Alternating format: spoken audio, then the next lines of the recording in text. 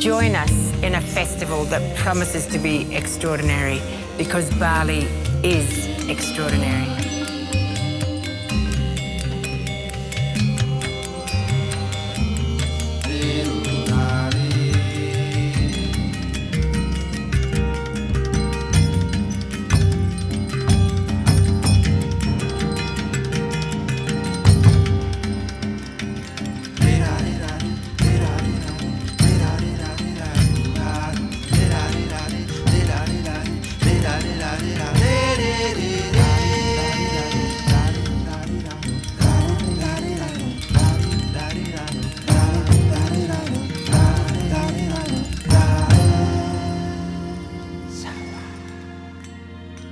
Sarira, refleksi diri, yang diambil dari filosofi Hindu Bali. Dari tanggal 8 sampai 17 Oktober, kita akan mengeksplorasi refleksi diri, introspeksi budaya, dan hak asasi manusia, menilik siapa diri kita, apa yang menyatukan dan memisahkan kita, dan apa yang mendorong setiap tindakan kita. Perkenalkan, nama saya Yunike Gloria, biasa dipanggil Nike, dan saya hari ini akan memandu acara book launch dari teman-teman kolektif Ruang Perempuan dan Tulisan. Dan pertama-tama saya ingin mengucapkan selamat kepada teman-teman, yeay, yang telah menerbitkan Bunga Rampai, hasil riset tahun 2018 mereka tentang para perempuan penulis lintas zaman. Dan saya tadi sudah melihat beberapa teman-teman di Instagram, di Twitter juga sudah mulai upload foto bukunya yang diterbitkan oleh Margin Kiri.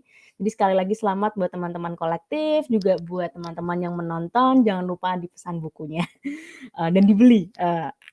Oke, dan hari ini kita akan berbincang dengan 3 pembicara yang juga adalah bagian dari kolektif Ruang Perempuan dan Tulisan, dan mereka akan mewakili 3 periode waktu yang berbeda. Jadi penulis perempuan di 3 periode waktu yang berbeda. Pertama ada Ziggy Zegiazeoviani Zabriskie.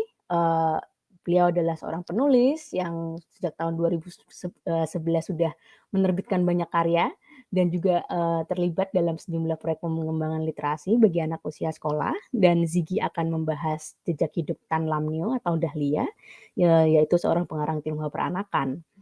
Lalu pembicara kedua ada Aura Asmarandana. Aura ini juga sudah banyak berkecimpung di dunia penulisan, ikut serta dalam program residensi penulis Indonesia di Dili, menerbitkan kumpulan cerpen juga novel. Dan Aura nanti akan memperkenalkan kita kepada Saadah Alim. Beliau adalah seorang penulis teater di tahun 60-an. Lalu kita juga ada Dewi Karisma Michela yang akan membahas tentang Omi Intan Naomi. Michelle juga salah satu pencetus ide tentang kolektif Ruang Perempuan dan Tulisan, dan nanti Michelle akan memperkenalkan kita soal Omi. Oke, tanpa berpanjang-panjang, saya ingin langsung mempersilahkan Ziggy, Aura, dan Michelle untuk memperkenalkan kepada kita 3 perempuan penulis dari tahun 1920-an, 60-an, dan 90-an. Dan ya, mungkin dari Ziggy dulu biar chronological. Silakan. Terima kasih Mbak Nike. Suaraku aman ya, kedengaran? Ya. Oke, mungkin bagaimana ya caranya menceritakan Dahlia? Karena sebetulnya data mengenai beliau itu sangat terbatas karena dan itu memang sudah diperingatkan oleh fasilitator yang sekarang ada di sini, Mbak Mimi. Ketika beliau pertama kali kami berkumpul di Ruang Perempuan dan Tulisan, beliau membagikan daftar nama-nama perempuan yang bisa kami kaji dan yang mereka temukan dan mungkin menarik untuk dikaji. Dan ada 2 nama Melayu peranakan di sana, yaitu Chan Kuan Nio dan Tan Lam Nio. Dan dia memberi peringatan ada dua nama ini dan orang yang mengambil ini akan mengalami kesulitan sangat besar. Dan itu memang benar. Karena bukan hanya tepat zaman yang sangat jauh ya. Kita menulisnya tahun 2018 dan beliau aktif berkarya di tahun akhir 1920 dan awal 1930-an. Tapi juga memang karena karya-karya dari Melayu peranakan Tionghoa ini sangat jarang dokumentasikan atau dikompilasikan atau jarang sekali dibahas. Jadi mungkin justru itu yang membuat saya tertarik untuk mengkaji lebih jauh soal dahlia. Tapi, saya akui ada sangat terlalu banyak kesulitan. Jadi, mungkin tidak komprehensif dalam hal, pendataan karena itu memang adalah satu titik yang menurut saya sangat sulit untuk kita kerjakan hanya dalam waktu beberapa bulan saja.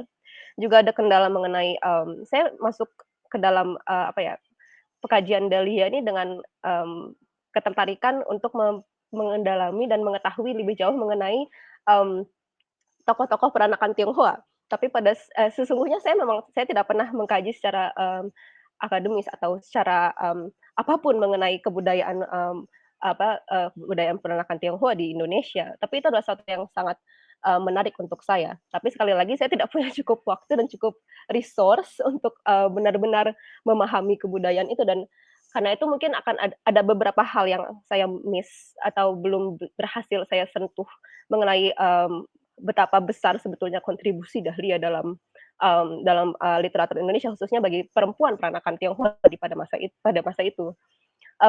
Tapi beliau ini, menurut saya adalah tokoh yang memang sangat-sangat menarik, karena bukan hanya namanya sampai sekarang masih kita bahas, sebetulnya gara-gara saya dan gara-gara Mimi. Tapi, memang nama Dahlia itu adalah salah satu nama, penulis perempuan di masanya yang cukup sering dibahas, ada beberapa paper yang menyebutkan nama Dahlia dan bahkan ada yang secara khusus, memang mengkaji Dahlia. Itu karena beliau menulis sangat banyak, dia meninggal di, usia sekitar 21, 22 tahun, jadi sangat muda, tapi karyanya bahkan yang bisa ditemukan sampai sekarang ada, 4 4 novela dan, setidaknya satu syairnya masih ada bisa ditemukan. Jadi itu sudah cukup banyak menurut saya, mmm, dan mungkin, apa ya, kisahnya juga cukup menarik dan sangat terkoneksi, kehidupan Dahlia dengan, karya yang dia sampaikan, mmm, dan karyanya itu memuat sangat banyak protes yang menurut saya sampai sekarang masih sangat relevan dalam kehidupan keseharian kita sebagai perempuan mengenai, usia perkawinan, mengenai, relevansi pendidikan dalam kehidupan perempuan, sangat relevan, mmm, mengenai, pekerjaan dan kebebasan memilih, itu sangat, cukup banyak dibahas Dahlia dan satu hal yang membuat saya juga semakin menyukai sosok beliau, semakin membacanya itu adalah karena dia sangat, apa ya, dia juga mempengaruhi orang-orang di sekitarnya dan, termasuk di antaranya adalah suaminya, yang juga adalah mulanya beliau adalah seorang penerjemah dan kemudian setelah menikahi Dahlia, beliau beralih profesi menjadi penulis juga. Dan bukan hanya itu, tapi dia juga justru jadi terpengaruh oleh nilai-nilai yang dibawa Dahlia dan di novelnya kemudian juga ada nilai-nilai feminis yang bisa kita baca di dalamnya dan itu sudah jelas adalah pengaruh dari istrinya. Dan memang dia, apa ya, ada banyak hal-hal yang menarik dan yang bisa saya, ceritakan soal Dahlia, meskipun mungkin nggak banyak ya, karena dia memang ceritanya sangat membingungkan. Tapi, kehidupan Dahlia itu menurut saya sangat terkoneksi secara langsung ke, karya-karyanya, misalnya mengenai usia pernikahan, Dahlia kalau nggak salah menikah di usia 20 atau 21 tahun, dan kerisauan dia akan kecaman pertanyaan kapan kawin itu ada sampai sekarang masih kita alami dan itu juga dimasukkan ke dalam bukunya yang terbit di tahun 1929. Mmm, dan itu juga membahas mengenai, apa ya, pertentangan kita mengenai, ketika orang-orang bilang, "Untuk apa perempuan sekolah tinggi-tinggi, kan toh akhirnya akan ke dapur juga." Itu dibahas secara eksplisit dan dengan marah sekali oleh Dahlia. Jadi mungkin saya sangat suka karena beliau itu sepertinya di awal usia 20-an ini sangat pemarah dan itu sangat resonate gitu ya dengan kita, karena itu adalah bahasan yang sangat dekat. Kemudian juga mengenai, pilihan siapa yang bisa dia nikahi dan mengapa dia harus berhenti sekolah hanya dengan adanya lamaran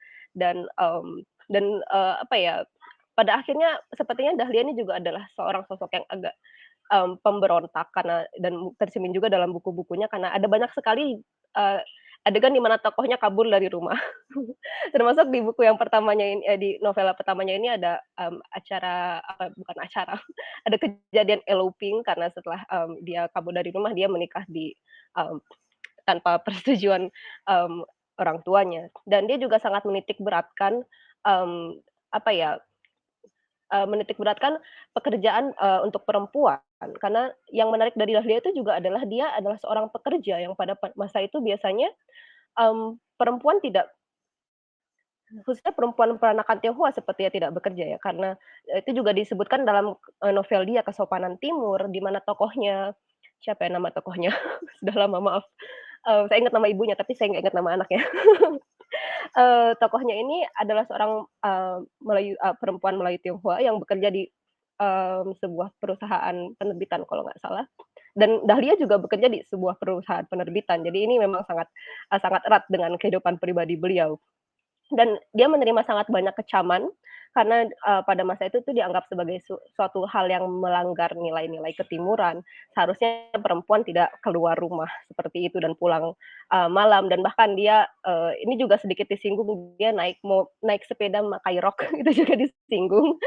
Dia saking, modernnya, perempuan ini dia dianggap dia sering dikira sebagai seorang perempuan keturunan Belanda. Jadi, pada masa itu yang banyak bekerja adalah keturunan Belanda. Dan kalaupun ada yang bekerja, perempuan, peranakan ini, biasanya mereka berhenti bekerja setelah mereka menikah.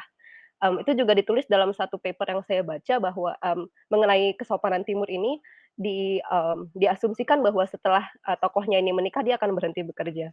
Tapi Dahlia sendiri dalam kehidupan pribadinya setelah menikah, terus lanjut bekerja dan dia mencapai, apa ya, posisi yang cukup tinggi katanya pada masa itu sebagai perempuan, disebutkan sebagai pembantu perempuan.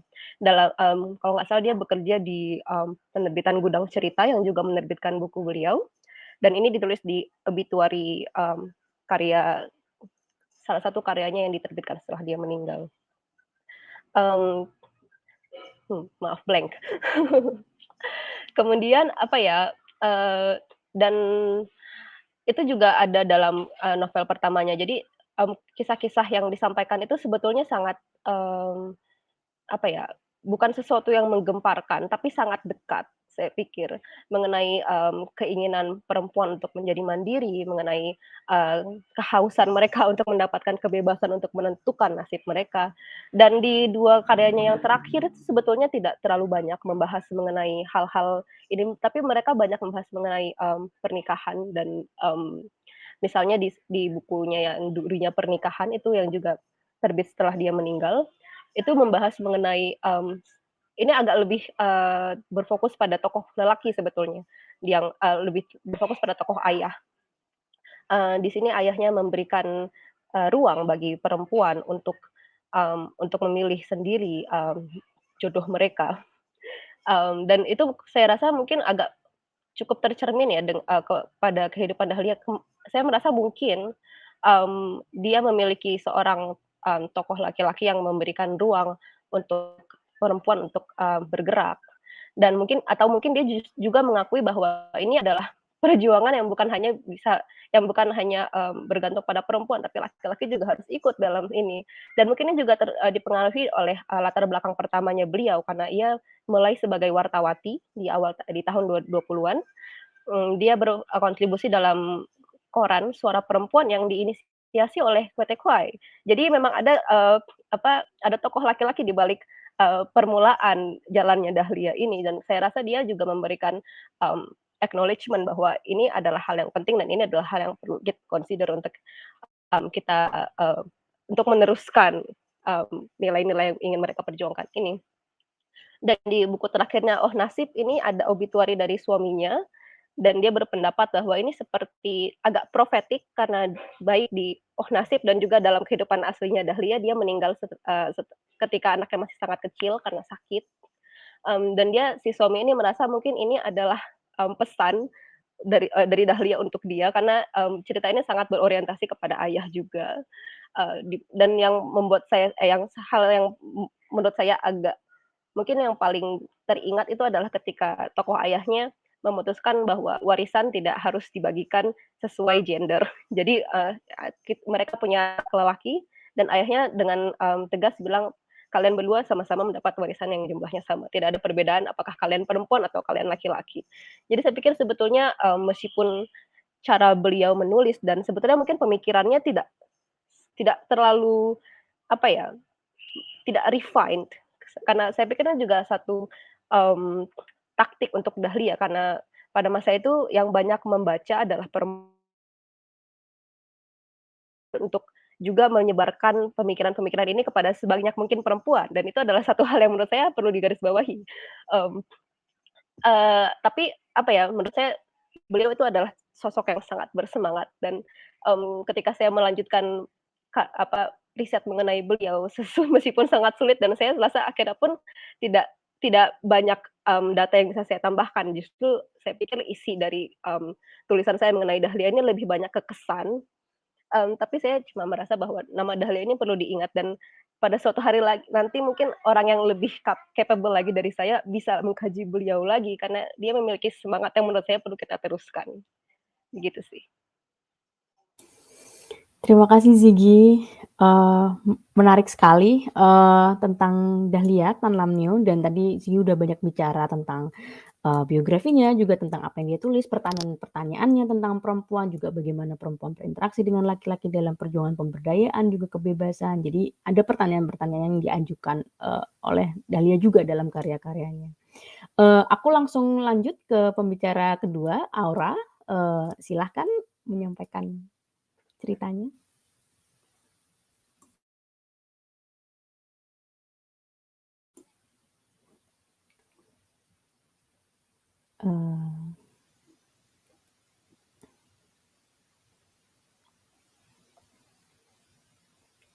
Belum kedengaran Aura? Masih mute?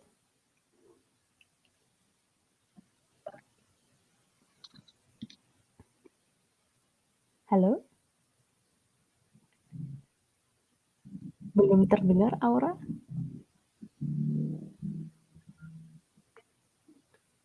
Oke, mungkin aku pindah ke Michelle dulu ya karena ada kendala teknis. Michelle, akan bercerita tentang Omi Intan Naomi, penulis di tahun 90-an. Silahkan Michelle. Oh ya, terima kasih Nike. Pertama mungkin aku jelaskan dulu bahwa, buku ini yang terlupakan dan dilupakan ini, memuat 10 penulis dan salah satu penulis yang menulis mengenai Omi Intan Naomi adalah Ren Chudori. Kebetulan Ren hari ini berhalangan untuk hadir. Omi Intan Naomi kalau, sebenarnya mengapa nama Omi masuk dalam list yang diajukan di Ruang Perempuan dan Tulisan dan kemudian dipilih oleh Ren karena seperti yang dijelaskan tadi bahwa dia punya peran yang cukup penting di periode 90-an. Jadi wakil atau suara dari generasi yang baru ini. Dan dia termasuk penulis awal yang menulis di web, bahkan dia punya web pribadi di Geocities ketika itu tahun 1996. Karena itu namanya masuk ke dalam list dan dipilih oleh Ren. Mengenai Omi sendiri, di dalam tulisan Ren ini ada banyak hal yang menarik mengenai Omi, terutama pribadinya, karyanya, juga kiprahnya bukan hanya di sastra, tapi juga ternyata di seni rupa, jurnalistik, juga politik. Kalau aku pribadi mengenal Omi Intan Naomi dari waktu itu ada banyak tulisan mengenai obituarinya untuk Omi ketika dia meninggal tahun 2006. Muhyiddin M. Dahlan, Yusarianto, dan banyak teman-teman Omi di Fakultas Visipol di UGM menuliskan kesannya tentang Omi, bagaimana Omi semasa hidup. Yang cukup menarik digambarkan oleh mereka bahwa Omi ini seorang yang pekerja keras yang bahkan dalam sehari itu dia bisa mengulang-ulang hanya makan Indomie, minum kopi, tidak tidur, dan itu terus diulang setiap hari. Jadi kesan mereka adalah Omi adalah orang yang menghabiskan waktunya sendirian di kamar dan menulis saja. Jadi yang bisa kita bayangkan adalah sosok waktu itu perempuan muda, dia kelahiran 1970, dia mulai menulis di blognya berarti umur 26 ketika tahun 1996. Dia kita bayangkan sebagai perempuan muda yang hidupnya melulu seperti itu hanya demi dunia tulis menulis. Itu yang sangat mengagumkan dari sisi hidupnya karena kalau kita baca entry jurnal Omi di geocities.ws Rainforest Wind itu banyak menulis pengalaman pribadinya.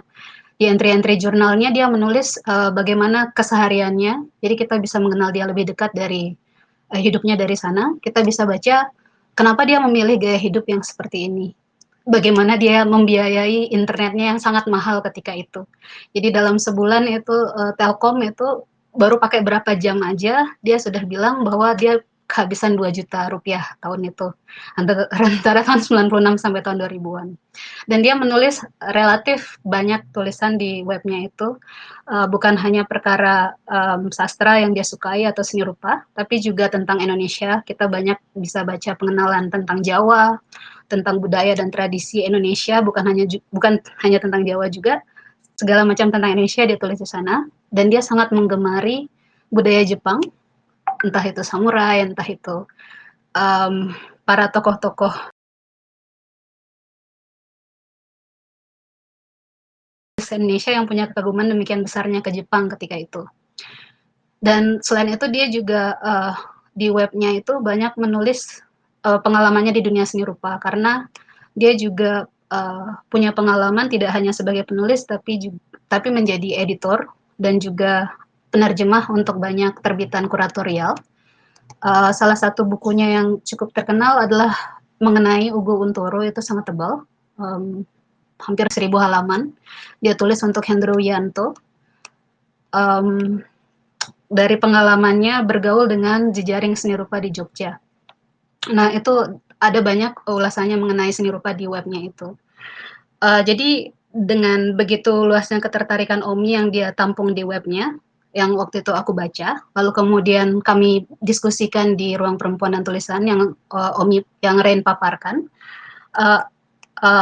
dan dituliskan di buku ini, aku dapati Omi terlibat di banyak bidang, dari seni rupa, jurnalistik, dia kuliah di Visipol Komunikasi UGM.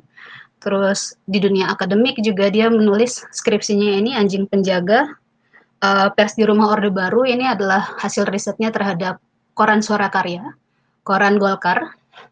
Jadi kita bisa tahu sudut pandang Orde Baru dari skripsinya Omi ini yang kemudian dibukukan oleh Gorong-Gorong Budaya ini jadi Anjing Penjaga. Terus kita juga tahu keterlibatannya di sastra karena dia sudah menulis puisi bahkan sejak umur 7 tahun. Ini yang menarik mengenai ini. Aku baru tahu belakangan dari skripsi Roslin, tercantum di sini judul skripsinya lengkap, yang diberikan referensinya oleh Roni Agustinus, editor margin kiri, bahwa Omi itu bahkan ketika muda, umur 17 tahun, itu sudah menuai kekaguman yang luar biasa dari Wiji Tukul karena keterlibatannya di dunia politik sedari muda, dari umur belasan tahun, dari 17-an sampai 17 itu. Bahkan di skripsinya itu tercantum bagaimana Omi hampir di drop out dari sekolahnya karena keterlibatannya di politik itu. Jadi di bidang akademik dia banyak menulis perkara politik dan isu-isu jurnalistik. Dan dengan begitu luasnya bidang yang dia tekuni, dia juga tidak hanya berkecimpung sebagai penulis, tapi juga tadi sebagai editor, sebagai penerjemah. Dia juga termasuk penerjemah yang banyak menerjemahkan buku-buku untuk Incis Press. Dulu saya pernah mampir ke toko buku di Jogja, toko buku Bangkit, dan itu pemiliknya itu Buhani, selalu cerita bagaimana Omi itu semacam orang yang ada di belakang layar penerbit Incis Press itu. Dan dia sering banget ketemu dengan Omi di sana dan apa saja yang diterjemahkan ketika itu. Isu-isu tentang perempuan, termasuk juga Imagine Communities-nya Ben Anderson, walaupun ada sedikit isu mengenai penerjemahan itu, dan juga perannya sebagai editor. Jadi kita bisa mengenal Omi tidak hanya dari satu dimensi dia sebagai penulis, tapi juga dari begitu luasnya bidang yang dia tekuni. Kalau melihat ini sekarang, kalau melihat dia sebagai penulis, dituliskan oleh Rain di sini. Sejak umur 7 tahun dia sudah mulai menulis puisi karena ayahnya Darmanto Yatman adalah penyair dan juga akademisi Universitas Diponegoro psikologi. Dan puisi-puisinya itu udah banyak diterbitkan di media besar ketika itu, waktu dia umur 7 tahun, tahun 77 berarti.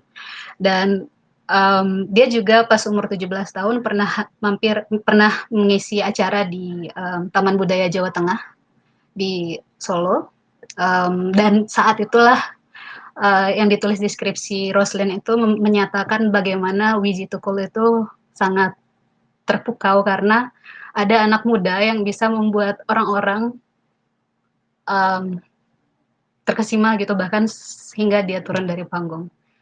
Jadi itu yang cukup mengejutkan bagi saya, karena kalau tadi balik lagi ke masa awal saya mengenal Omi dari obituari-obituari itu, yang memperlihatkan hidupnya yang reklusif, yang seolah-olah antisosial, karena memang dia setelah lulus kuliah menjadikan dirinya ansos, nggak bertemu dengan banyak orang. Ternyata di masa mudanya dia sudah banyak punya pengalaman untuk terlibat di tulisan-tulisan yang cukup kontroversial ketika itu.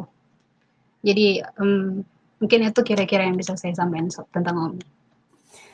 Terima kasih Mimi, menarik ya soal Omi, dan karena Omi tahun 90-an berkecimpung di dunia internet, jadi relatable content gitu ya, kalau misalnya dia kesulitan buat akses internet dan mahal, dan itu salah satu perks ketika kita membicarakan perempuan di zaman yang berbeda, bahwa permasalahan teknisnya juga beda-beda. Tadi Dahlia permasalahan teknisnya adalah bagaimana membagi waktu kerja dan juga menulis, Omi juga hal yang sama, tapi dia juga berkecimpung dengan urusan internet, menarik sekali. Aku langsung lanjut ke Aura, semoga koneksi Aura udah lebih baik sekarang, silahkan Aura. Oke, Kanika, terima kasih ya. Mudah-mudahan kedengaran suaranya dengan lancar. Aku mau bahas tentang seorang penulis yang hasil risetnya tentang penulis ini bisa teman-teman baca langsung di buku yang baru kita launching hari ini. Saadah Alim namanya. Mungkin teman-teman banyak sekali yang belum pernah dengar. Termasuk saya ketika pertama kali memulai riset ini. Pertama saya juga belum pernah dengar sama sekali tentang nama ini, siapa orang ini, dia menulis apa juga belum pernah. Ternyata setelah berusaha dicari sama saja gitu, dan tidak banyak sumber yang mempublikasikan karyanya. Tapi kemudian akhirnya saya coba menyusun suatu tulisan, sudah ada beberapa tulisan yang dipublikasikan. Salah satunya yang di buku itu yang lumayan lengkap. Saadah Alim adalah seorang penulis dan boleh dibilang aktivis pers. Kalau tadi Kanike bilang setiap perempuan punya tantangan sendiri dalam mempublikasikan karyanya, ini bisa jadi menarik kalau dilihat dengan Umi tadi. Karena Saadah Alim memulai aktivismenya itu di media cetak di koran. Pada tahun sekitar 1917, Saadah Alim mendirikan majalah Suara Perempuan. Jadi waktu itu suasana politik di Minangkabau sedang panas karena ada pertentangan antara, kalau boleh disempitkan menjadi dua kubu yang sama-sama menyuarakan mengenai free child atau kebebasan. Ini kalau ngomong tentang isu atau wacana perempuan ya. Jadi waktu itu sebelumnya sudah ada Harian Sunting Melayu, pimpinan Ratna Juwita dan Rohana Kudus, yang kalau boleh dibilang sekarang mungkin nama Rohana Kudus lebih dikenal ya daripada Saadah Alim. Waktu itu sudah ada, kemudian muncullah si Suara Perempuan ini. Ketika itu menarik ya pertentangan antara dua media ini. Mereka ada berbalas opini di koran, di harian, dan sangat eksplisit gitu, konten-kontennya sangat eksplisit, bahkan beberapa ad hominem. Jadi perbedaan ideologis antara kedua kubu ini kadang-kadang membawa isunya ke isu-isu yang mengarah ke personal gitu. Saadah Alim sendiri pernah diisukan atau digosipkan oleh kubu seberang, boleh dibilang begitu, karena posisinya sebagai perempuan yang terlalu bebas, misalnya bergaul dengan laki-laki.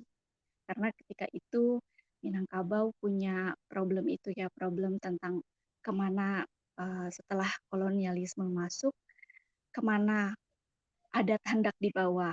Makanya kemudian saya memberi judul presentasi waktu di ruang perempuan itu di bawah bayang-bayang adat, karena memang kehadiran Saadah Halim di Minangkabau itu memang uh, selalu dalam konteks menanggapi adat Minangkabau begitu.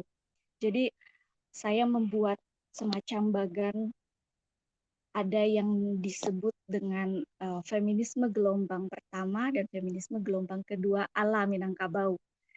Nah, yang pertama itu diwakili oleh Rohana Kudus dan kawan-kawannya di Sunting Melayu. Itu beberapa cirinya antara lain mendorong pelaksanaan pendidikan perempuan. Yang kedua, teguh dalam menjadikan adat sebagai dasar bagi kemajuan perempuan dan mengartikan Vrijheid atau kebebasan itu sebagai penghancuran sistem kekerabatan Minangkabau yang destruktif. Itu berseberangan dengan posisinya Saadah Halim kemudian yang saya sebut sebagai feminisme gelombang kedua Minangkabau. Jadi Vrijheid itu menurut Saadah Halim diartikan sebagai meningkatkan status bangsa mereka yang masih rendah dan berusaha mengungkap ketidaksesuaian antara cita-cita adat dan realitas sosial. Menurut Saadah Halim ada gap yang sangat besar antara realitas waktu itu dengan cita-cita adat Minangkabau begitu. Selain aktivismenya di harian, Saadah Halim juga menulis cerita pendek. Nah, saya membagi menurut pembacaan saya ada semacam dua fase Saadah Halim, posisi Saadah Halim sebagai penulis. Jadi kalau saya baca di cerita-cerita pendeknya, menarik ya. Itu dia tulis, itu diterbitkan tahun 1920. Ditulisnya beragam tentu saja dan hampir seluruhnya atau boleh dikatakan seluruhnya lah, seluruh cerita pendeknya itu memposisikan adat sebagai yang utama atau atau Saadah Halim sangat mengagungkan adat Minangkabau dalam cerita-cerita pendeknya gitu. Sangat kalau saya membaca begini sih, pembacaan saya waktu itu. Dia kan sekolah di sekolah-sekolah yang didirikan oleh kolonial ya. Dan saya berpikir mungkinkah itu sebuah pembalikan gitu loh, pembalikan ya politik etis dan hal-hal semacam itu mungkin membangkitkan kesadarannya bahwa banyak nilai-nilai di adat yang bisa yang menurutnya perlu ditinggikan begitu. Tapi kemudian dalam naskah dramanya yang berjudul Pembalasannya itu terbit tahun 40-an itu justru posisinya sebaliknya. Jadi Saadah Halim sangat pokoknya posisinya terbalik. Jika yang sebelumnya adat itu sangat ditinggikan, di sini justru dia melawan atau tidak setuju terhadap misalnya perjodohan yang berada di tradisi Minangkabau kayak gitu. Kebebasan berhubungan memilih jodoh sendiri itu sangat sangat kentara di drama Pembalasannya. Perlu diketahui bahwa drama ini yang bikin unik itu hanya satu-satunya drama yang ditulis oleh beliau begitu. Cerita pendeknya banyak tapi dramanya hanya satu begitu. Itu yang membuat saya kemudian wah ini Saadah Halim ini seperti Heidegger mungkin ada ada fase pemikiran pertama, ada fase pemikiran kedua gitu. Ada seperti pembalikan posisi begitu. Panjang sih kalau kita mau bicara tentang Saadah Halim, mungkin nanti kita bisa lanjutkan lagi. Terima kasih. Terima kasih Aura. Satu hal yang aku tangkap dari pembicaraan tentang Saadah Halim ini sangat pas dengan ini ya, bagaimana gerakan feminisme berangkat bahwa yang personal itu selalu politik, dan batasan antara yang personal, yang privat dengan yang publik itu udah menjadi satu gitu. Itu udah entangled gitu. Jadi saya rasa kurang produktif untuk melihat apakah mereka ngomongin hal personal, apakah mereka ngomongin hal yang publik gitu. Karena ketika apalagi dalam konteks kerangka adat gitu, keluarga itu juga bagian dari ruang publik gitu. Jadi itu sih yang menurut saya apa yang Aura sampaikan menarik buat saya di bagian situ. Mungkin pertanyaan dari moderator karena saya punya otoritas di sini untuk bertanya lebih dulu. Eee eee, Dahlia, Saada Alim, dan Omi menuliskan, mereka sadar bahwa menyadari bahwa mereka adalah seorang perempuan gitu. Dan Ziggy, Michelle, dan Aura juga membaca mereka sebagai seorang perempuan gitu. Dan saya tuh selalu tertarik dalam setiap pembicaraan soal sejarah perempuan, penulis perempuan, saya selalu tertarik dengan kategori perempuan yang kita gunakan gitu. Nah, menurut Ziggy, Michelle, dan Aura, apa sih hal apa sih yang menurut kalian berbeda gitu ketika kalian membaca perempuan penulis juga sebagai seorang perempuan? Mungkin ada yang mau jawab dulu? Apakah perempuan misalnya harus ngomongin soal perempuan gitu? Apakah kalau nggak ngomongin perempuan nggak valid gitu kan? Jadi, mungkin kita bisa mulai dari situ. Silakan siapa yang mau mulai dulu? Ziggy? Mbak Nika itu cukup menarik karena di tulisanku aku membahas ada sebuah paper yang membicarakan betapa penulis perempuan Tionghoa di masa itu tidak sering membahas perempuan, kecuali Miss Agatha dan Dahlia. Jadi Dahlia ini juga salah satu pengecualian, dia adalah perempuan yang mau membicarakan perempuan lain yang di kelas menengah ke bawah. Jadi dia memiliki concern sendiri yang ternyata pada masa itu dianggap cukup unik. Jadi kupikir itu aku mungkin belum bisa menjawab pertanyaan mengenai perempuan. Kalau aku sih tidak merasakan perbedaan, justru aku merasa sangat banyak kesamaan. Dan itu cukup miris karena ini adalah karena dia berproduksi di usia di tahun 20-an dan 30-an, tapi kenapa masalahnya sampai sekarang masih sama ya? Menurut saya itu justru ada persamaan dan itu yang hal yang membuat saya jadi lebih banyak berpikir dan membuat saya justru semakin tertarik dengan penulis-penulis perempuan lain. Apakah dari tiap era ke era permasalahan kita masih itu-itu saja? Karena sepertinya mendengar permasalahan dari Saada Ali khususnya karena baru kita dengar sekali, itu sangat cukup bersinggungan ya dengan Dahlia karena dia juga mulai dari jurnalisme dan dia juga menerima banyak kecaman. Pada masa itu dianggap bahwa perempuan seharusnya tidak menyuarakan pendapat mereka itu nomor satu, dan harusnya mereka tidak menyuarakan pendapat mereka secara publik dan mencantumkan nama. Jadi Dahlia dan teman-temannya di organ Persatuan Jurnalis Perempuan itu juga dibuat oleh Kotekwai pada masa itu sebuah majalah dan dia berpartisipasi di situ dan mereka sangat banyak menerima kecaman. Jadi saya pikir sebetulnya masalah yang dan setiap ruang perempuan dan tulisan berkumpul sebetulnya selalu ada masalah yang itu lagi resurface di setiap era dan itu menurut saya kenapa sih kok permasalahannya masih ini aja, kenapa nggak pernah selesai sih? Jadi saya pikir mungkin kalau pembeda justru sedihnya saya tidak merasakan perbedaan. Jadi saya merasa sangat dekat dengan Dahlia meskipun usia yang terpaut sangat jauh. Mungkin karena saya menemukan terlalu banyak permasalahan yang bisa saya bagi dengan beliau sih. Terima kasih Ziggy jawabannya. Yang lain, Yumi, Aura?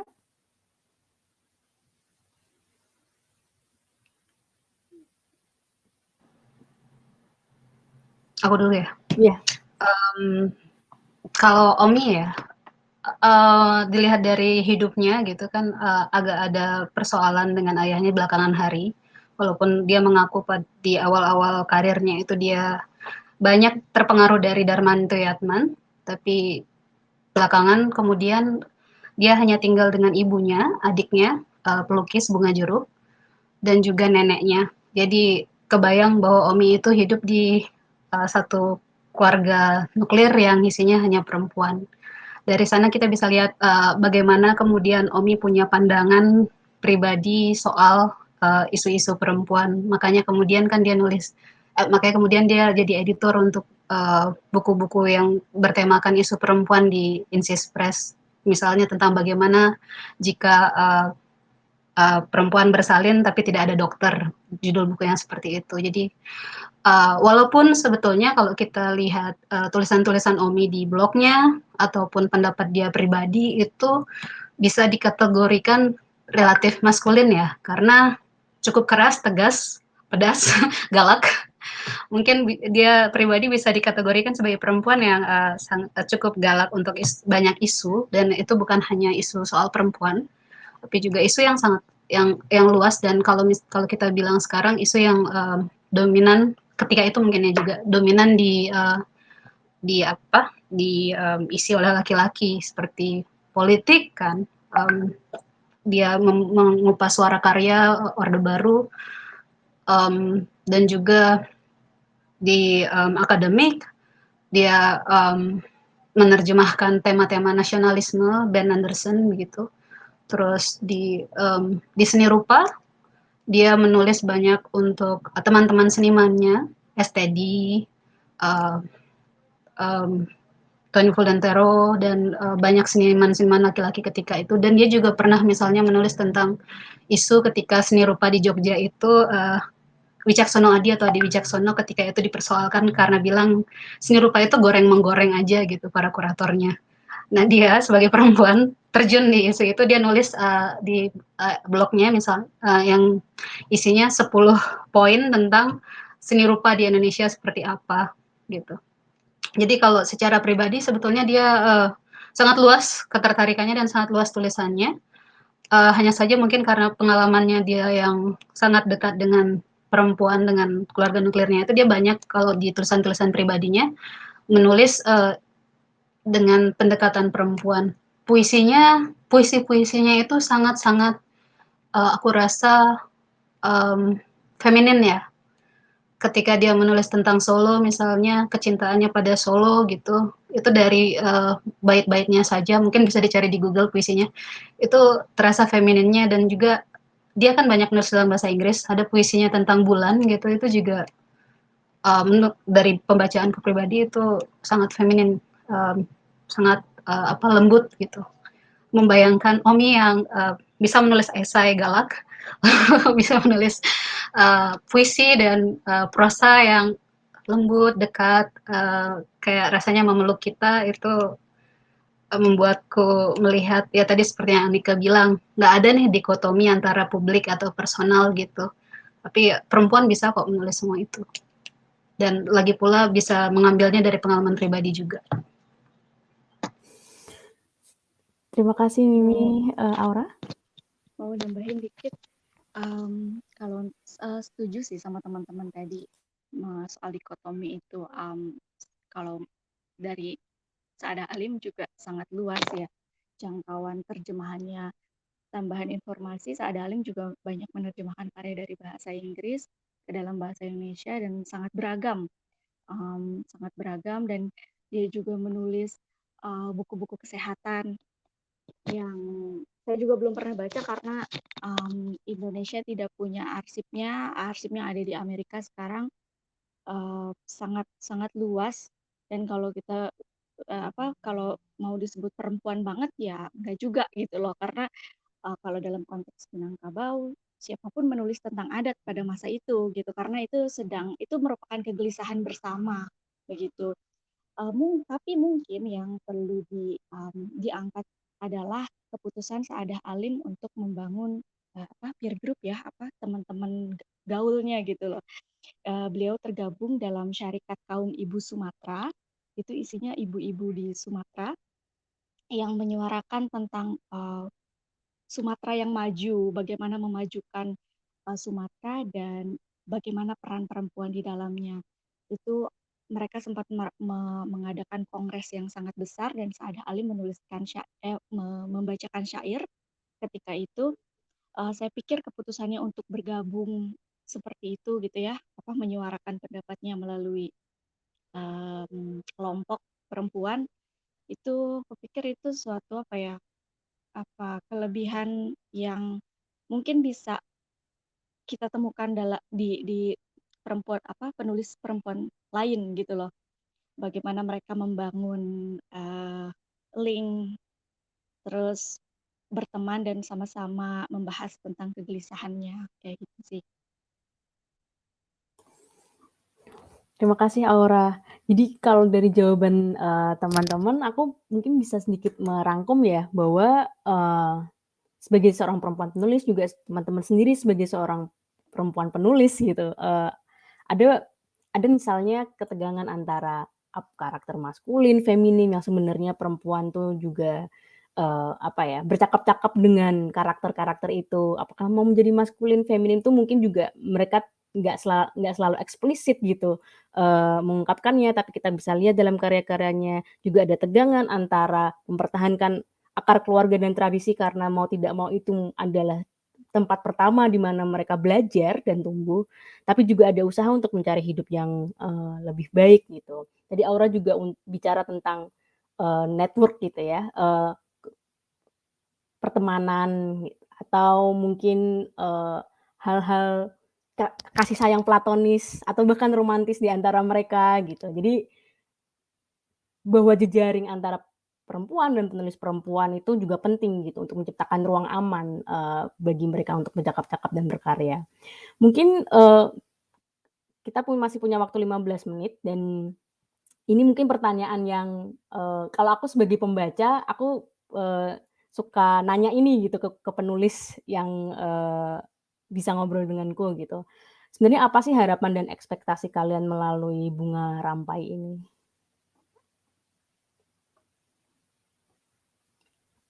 Ziki, Mimi, Aura? Atau mungkin Mimi dulu, Bu Bos, ruang kolektifnya.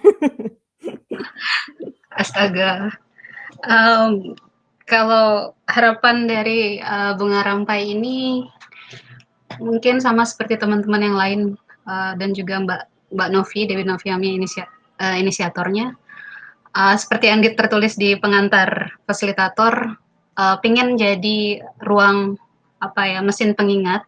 Jadi mengingat lagi para penulis yang terdahulu karena, landasannya misalnya nih, kita nonton film, Joe gitu, Jane Austen misalnya atau, baca apa gitu tentang, kiprah perempuan di luar Mary Shelley yang nulis Frankenstein misalnya kita ada filmnya kita tonton, tapi, bayangan kita di sini tentang seperti apa sih hidup Tan Lam Nio dalam layar kaca, seperti apa Omi dalam novel gitu, itu tidak terwadahi kurasa. Jadi dari sana, dari landasan itu pengen supaya ada semacam mesin yang mengingat itu semua lagi. Jadi dan juga ternyata setelah udah ada mesin pengingat ini dengan teman-teman yang pertemuan tiap pekan ketika itu 10 kali ada banyak sekali isu yang dibahas juga. Jadi kemudian ternyata RPDT ini jadi semacam laboratorium gagasan membicarakan berbagai isu yang luas banget. Ya hal-hal yang kecil-kecil misalnya tentang gaya hidup Omi tadi yang sampai nggak keluar kamar dan bisa betah di depan layar 24 jam atau di tulisan tentang Tan Lam Nio misalnya itu bagaimana Tan Lam Nio pakai baju yang berkantong gitu ya atau ya kebiasaan-kebiasaan kecil dalam hidup para perempuan menulis itu kami bahas juga misalnya yang lucu tentang Charlotte Salawati itu katanya naik kuda nyamperin ke Harmasakar dari Talaut ke Makassar.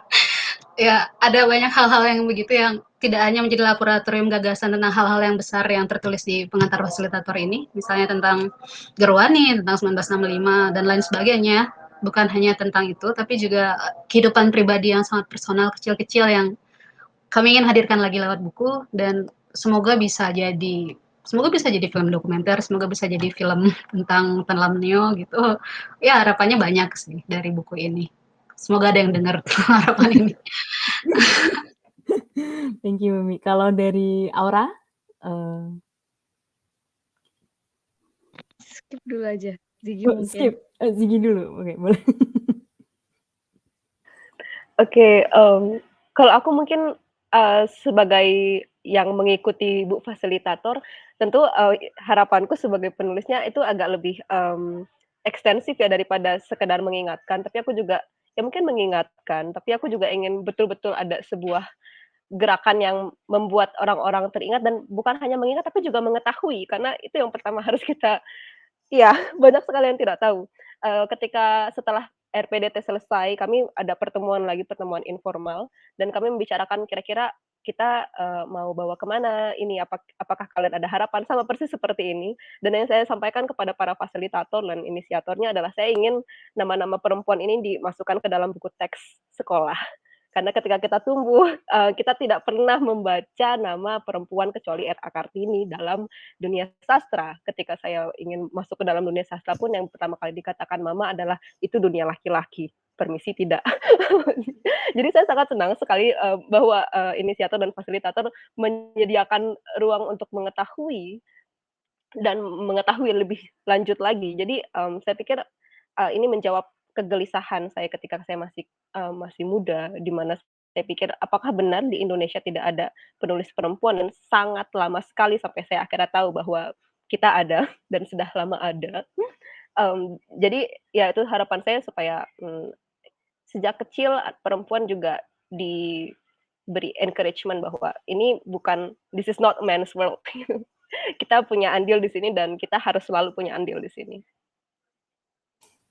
Terima kasih Ziggy. Aura mungkin mau menambahkan? Mau nambahin, mungkin saya berharap kita bisa jadi kompor ya. Maksudnya di berbagai daerah lain tentu ada banyak penulis perempuan lain gitu, dan saya harap ada semacam percikan-percikan kecil di daerah-daerah lain. Kalau kita kemarin pusatnya di Jakarta, mungkin teman-teman di Maluku misalnya atau di Flores gitu, penulis perempuan Flores atau penulis perempuan di Maluku gitu, bisa ada percikan-percikan seperti itu. Oke, jadi sebenarnya, aku sih secara pribadi seneng banget ada Bunga Rampai ini, karena mungkin juga buat aku sebagai peneliti sejarah misalnya, Bunga Rampai kalian sebenarnya bisa jadi panduan utama juga kalau misalnya mau penelitian gitu tentang karya-karya yang di tahun 20-an, 50-an, 60-an itu kan kadang-kadang susah gitu ya nge-trace, atau misalnya cari bibliografi mereka gitu. Jadi aku pikir Bunga Rampai kalian juga sebenarnya bisa jadi salah satu sumber buat peneliti akademik, yang mana aku sendiri melakukannya gitu. Jadi, aku pribadi senang sekali dan terima kasih buat teman-teman dari kolektif, Ruang Perempuan dan Tulisan, dan aku sendiri berharap kayak ke depannya, ada banyak penulis perempuan lagi yang muncul seperti kata Aura, bisa jadi kompor buat, teman-teman yang lain di, wilayah lain di Indonesia, juga dari Sigi juga bilang untuk masuk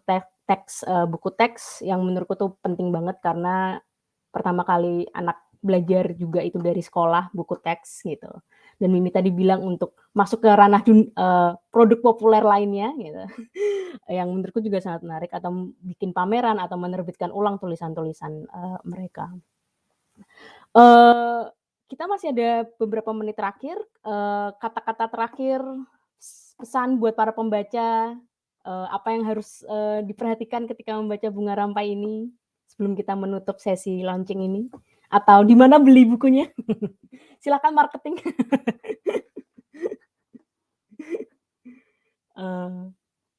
Mimi mungkin ada pesan buat pembaca terakhir? Dan Ziggy dan Aura ya? Iya. Pesan ya? Kalau baca buku ini, terserah sih mau mulai dari mana aja. Kemarin, Messi cerita dia memulai dari Tanlam Nio Dahlia.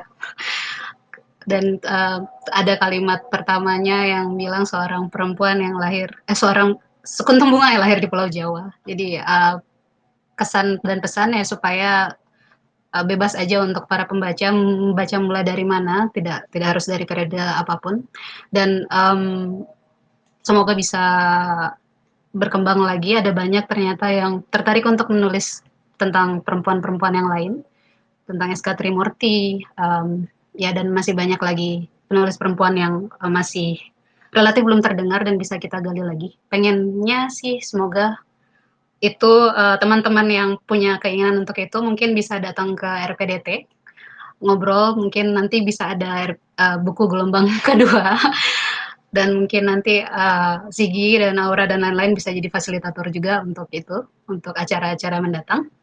Kalau untuk bukunya mewakili Margin Kiri, bisa didapat dari web marginkiri.com, masih dengan harga diskon, dari 100.000 jadi 96.000. Mungkin bisa langsung beli di sana. Ziggy, untuk para pembaca favorit. Apa ya, kupikir, untuk mempelajari sesuatu kita pertama-tama harus mengetahui. Jadi kupikir inilah, di mana buku ini menjadi sangat penting, karena pertama-tama kita membagikan bahwa, orang-orang ini ada. Dan mungkin, ini hanya sebuah riset permulaan. Kalau menurut saya ini masih merupakan riset permulaan dan, saya secara pribadi masih sangat ingin meneruskan penelitian mengenai dahlia. Jadi mungkin saya harap, teman-teman yang membaca bukan hanya sekedar membaca, tapi juga turut mencari tahu. Dan yang saya harapkan setelah ini adalah mungkin kita bisa membuka sebuah, apa ya, sebuah dapur, bukan di mana bukan hanya kami yang bicara, tapi kita mengadakan sebuah diskusi dan kita saling berbagi pengetahuan apa yang sudah kita cari tahu. Saya sangat berharap, kita akan suatu hari akan ada seperti itu. Dari Aura?